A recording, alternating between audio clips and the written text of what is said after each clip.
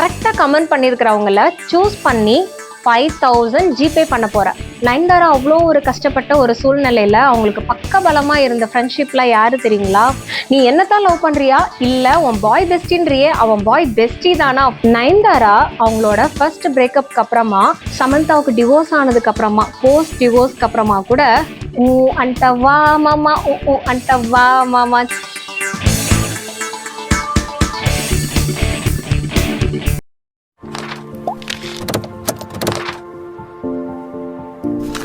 Side கேப்ல psychology கத்துக்கலாமா?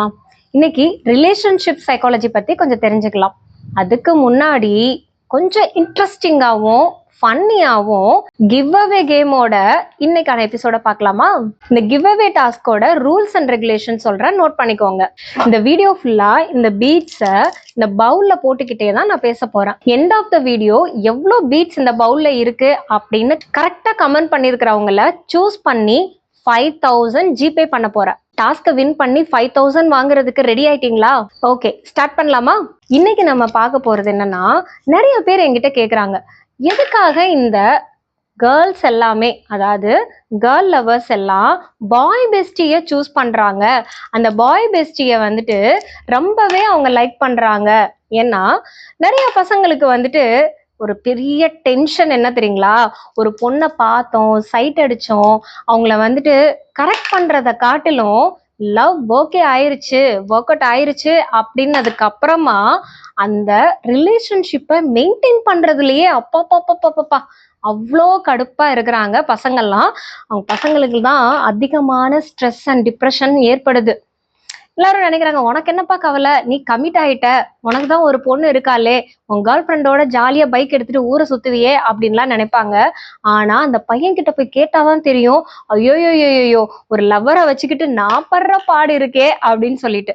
ஏன்னா அந்த பையனும் பொண்ணும் அவங்களுக்குள்ள இருக்கிற லவ்வுக்கோ லவ் அதை பத்திலாம் கூட பிரச்சனை கிடையாது.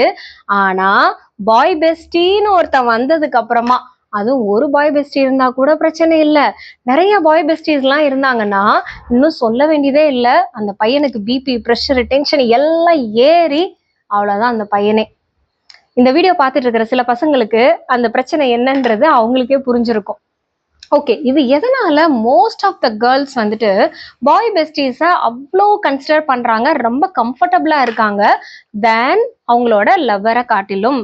நீ என்னத்தான் லவ் பண்றியா இல்ல உன் பாய் பெஸ்டின்றியே அவன் பாய் பெஸ்டி தானா, ஃப்ரெண்ட்ஷிப் தானா? இந்த லவ்வர்ஸ் கடையில அவங்களுக்குள்ள மட்டும் சண்டை வராது. அதாவது இவங்க ரெண்டு பேரோட பிரச்சனைகளை தாண்டி அஸ் அ இண்டிவிஜுவலா அதை தாண்டி கூட இருக்கிற ஃப்ரெண்ட்ஷிப், அது முக்கியமா இந்த பாய் பெஸ்டினால வர பிரச்சனைகள் அதிகமா இருக்கும். பொண்ணுங்க எதுக்காக வந்துட்டு இந்த பாய் பெஸ்டியை ப்ரிஃபர் பண்றாங்க தெரியுமா? ஃபர்ஸ்ட் வந்து இமோஷனல் கம்ஃபர்டபிலிட்டி. எந்த ஒரு ஜட்ஜ்மெண்ட்டுமே இல்லாம, அதாவது ஃப்ரீ ஜட்ஜ்மெண்ட் ஜோன் அப்படின்னு சொல்லி சேஃபரா இருக்கலாம். இப்போ லவர் கிட்ட வந்துட்டு பாத்தீங்கன்னா, நீ இப்படிப்பட்ட பொண்ணு, நீ அப்படிப்பட்ட பொண்ணு, அது இல்லாம நீ இந்த மாதிரி ட்ரெஸ் பண்ணாத, அந்த மாதிரி ட்ரெஸ் பண்ணாத, இந்த ஃபங்க்ஷனுக்கு போற, எப்ப வருவ, நீ அங்க போனதுமே லைவ் லொகேஷன் ஷேர் பண்ணு.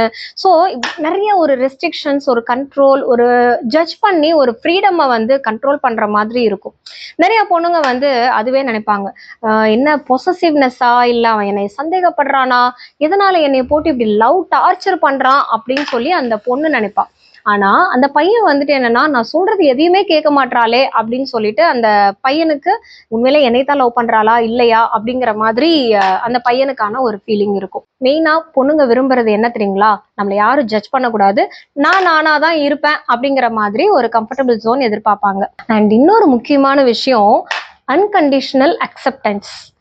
இந்த பெஸ்டியில வந்து பாத்தீங்கன்னா, முக்கியமா பாய் பெஸ்டிஸ் அவங்க கேர்ள் ஃப்ரெண்டை, அதாவது கேர்ள் ஃப்ரெண்டை அவங்க வந்து எப்படி இருந்தாலும் பரவாயில்ல அப்படின்னு சொல்லி அக்செப்ட் பண்ணிப்பாங்க. லைக் அவங்க சின்ன சின்ன தப்பு பண்ணறதா இருக்கட்டும், இம்பர்ஃபெக்ஷனா இருக்கிறதா இருக்கட்டும். ஸோ எல்லாருமே எல்லா டைம்லயுமே ஒரு பெர்ஃபெக்டா இருப்பாங்கன்னு சொல்ல முடியாதுல்ல.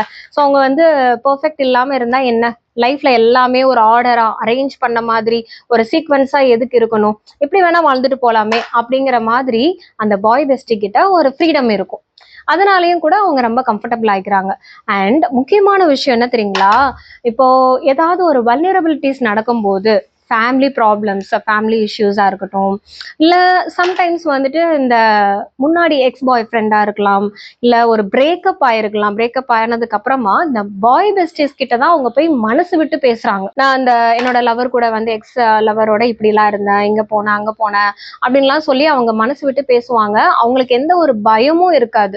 லைக் என்னன்னா, இந்த ஃப்ரெண்ட்ஷிப் வந்து பிரேக் ஆயிரும், இல்ல நான் வந்துட்டு எல்லாத்தையும் நான் அவங்க கிட்ட ஷேர் பண்றேனே, ஒரு கம்ஃபர்டபிலிட்டி நான் பாக்குறேனே, இவன் என்னை கழட்டி விட்டு போயிருவான் அப்படின்ற ஒரு இதே இருக்காது. முக்கியமா கமிட்மெண்ட் இருக்காது, அதாவது இன்டிமசி கமிட்மெண்ட் இருக்காது. ஸோ அதனால அவங்களுக்கு ஒரு ஃபியரோ அந்த மாதிரி இல்லாம எல்லாத்தையுமே அவங்க கஷ்டம் நஷ்டம் சொந்த கதை சோக கதை எல்லாத்தையுமே அவங்க பாய் பெஸ்டி கிட்ட பேசலாம் அப்படிங்கிறது.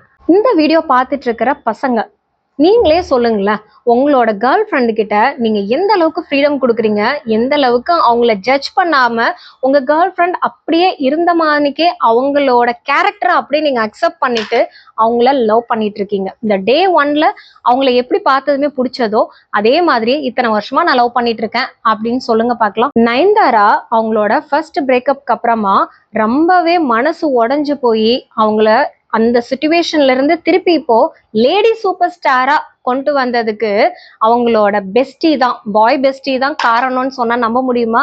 ஆனா அதுதான் உண்மையான சீக்ரெட்டே. ஒரு பாய் பெஸ்டி நினைச்சா அவங்களோட கேர்ள் ஃப்ரெண்ட ஒரு நல்ல பிளட்டோனிக் ரிலேஷன்ஷிப்னு என்ன தெரியுங்களா? இந்த பிசிக்கல் இன்டிமசிக்காகவோ இல்ல ரொமான்ஸுக்காகவோ இந்த மாதிரி எல்லாம் லாங்கிங் இல்லாம ஒரு ட்ரூ ஃப்ரெண்ட்ஷிப். நயன்தாரா அவ்வளோ ஒரு கஷ்டப்பட்ட ஒரு சூழ்நிலையில அவங்களுக்கு பக்க பலமா இருந்த ஃப்ரெண்ட்ஷிப்ல யாரு தெரியுங்களா? துல்கர் சல்மான், ஆர்யா. இப்போ தனுஷுக்கும் நயன்தாராவுக்கும் இவ்வளோ டிஷும் நடக்குதே, ஆனா தனுஷும் நயன்தாரா அனிருத் இவங்கெல்லாம் எவ்வளோ ஒரு திக் ஃப்ரெண்ட்ஸ் தெரியுங்களா? ஸோ அந்த டைம்ல அவங்களுக்கு அந்த ஃப்ரெண்ட்ஷிப் ரொம்ப பக்கபலமா இருந்தது, அவங்களோட பழைய பிரேக்கப்ல இருந்து வெளியில வர்றதுக்கும். அண்ட் இப்போ விக்னேஷ் நயன்தாரா லவ்வரா இருந்து கல்யாணம் பண்ணி 2 ட்வின்ஸை எடுத்துட்டு ஜாலியா ஃபேமிலி லைஃப் லீட் பண்றதுக்கும் இந்த பாய் பெஸ்டி தான் காரணம். ஸோ பாய் பெஸ்டிஸ் எல்லாமே தப்புன்னு நம்ம சொல்ல முடியாது, ஆனா அவங்க உங்க கேர்ள் ஃப்ரெண்டோட எந்த அளவுக்கு டெப்த்ல இருக்காங்க. இவ்வளோ ஏன் நம்ம சமந்தா அண்டவா மாமா அண்டவா மாமான்னு சொல்லி இந்த சமந்தாவோட ஃபேன்ஸ் நிறைய பேர் இருப்பீங்க தானே. சமந்தாவுக்கும் நாக சைத்தன்யாவுக்கும் டிவோர்ஸ் ஆனதுக்கு அப்புறமாவும் சரி, இல்ல அவங்க டிவோர்ஸ் ஆகிறதுக்கு முன்னாடியும் சரி, அவங்களோட பாய் பெஸ்டி செம்ம close friend Ram Charan சமந்தாவுக்கு divorce ஆனதுக்கு அப்புறமா போஸ்ட் டிவோர்ஸ்க்கு அப்புறமா கூட ரொம்ப ஒரு மாரல் சப்போர்ட் பண்ணி அவங்க உடம்பு முடியாம இருந்து ரொம்ப சிக்காகி அவங்க ஹெல்த் இஷ்யூஸ் வரும்போது கூட அவங்க மீண்டு வர்றதுக்கு இந்த ஃப்ரெண்ட்ஷிப் ரொம்பவே உதவியா இருந்துச்சு. ஸோ நம்ம நிறைய பேர் நினச்சிட்டு இருக்கோம், என் கேர்ள் ஃப்ரெண்ட் வந்துட்டு இன்னொரு பையனோட பழகிறத நான் எப்படி பொறுத்துக்க முடியும்? அவங்க 2 பேரும் பைக்ல போறாங்க, அவங்க 2 பேரும் வெளியில டின்னர் சாப்பிட போறாங்க, அவங்க 2 பேர் ஷாப்பிங் போறாங்க, அப்ப நான் லவ்வரா அவன் லவ்வரா அப்படின்னு சொல்லிட்டுலாம் நிறைய பேருக்கு ஜெலஸ் வரும். உண்மையான காதல், நீங்க உங்க கேர்ள் ஃப்ரெண்ட் மேல உண்மையான காதல் வச்சிருக்கீங்க அப்படின்னா அவங்கள நம்புங்க.